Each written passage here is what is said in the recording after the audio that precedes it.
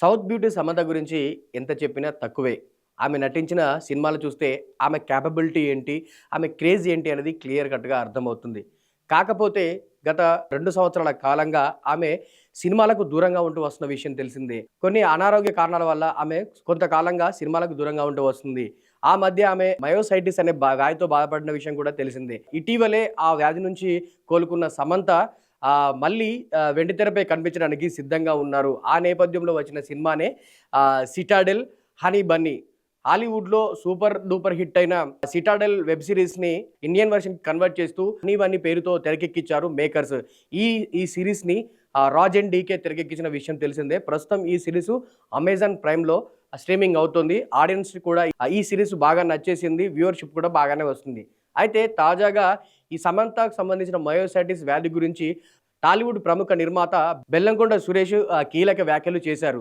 ఒక సమయంలో బెల్లంకొండ సురేష్ తెరకెక్కించిన 'అల్లుడు సీను' సినిమాలో సమంత హీరోయిన్‌గా నటించిన విషయం తెలిసిందే. ఆ సమయంలోనే సమంత కాస్త అస్వస్థతకు గురైనట్టుగా కూడా చెప్పారు. అప్పుడు ఆమెకు మయోసైటిస్ వ్యాధి ఉన్నట్టుగా తనకు తెలియదని, అప్పటి నుంచి స్టార్ట్ అయిన ఆ వ్యాధి కొన్నాళ్లకు ముదిరి మయోసైటిస్‌గా మారిందంటూ కూడా ఆయన చెప్పుకొచ్చాడు.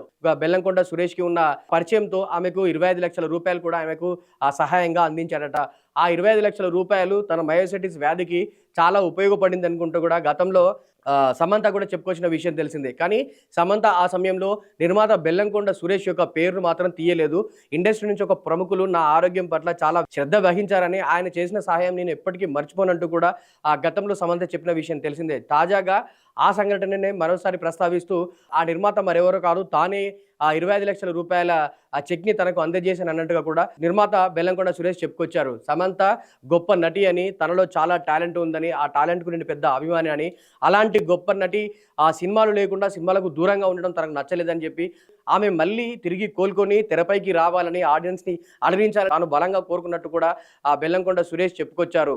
ఇక ఈ విషయం పక్కనెడితే ప్రస్తుతం సమంత నటించిన 'Citadel Honey Bunny' web series present Amazon ప్రైమ్‌లో సూపర్ వ్యూవర్‌షిప్‌తో ముందుకు దూసుకుపోతుంది. ఇలాగే సమంత మరిన్ని సినిమాలు చేయాలంటూ కూడా మనం కోరుకుందాం. సో సమంత తిరిగి సినిమాల్లోకి రావడం, మళ్ళీ హీరోయిన్‌గా నటిస్తుండడంపై మీ కామెంట్ ఏంటనేది కింద కామెంట్ చేయండి. ఇలాంటి మరిన్ని అప్డేట్స్ కోసం మా పల్లవి ఛానెల్‌ని సబ్స్క్రైబ్ చేయండి.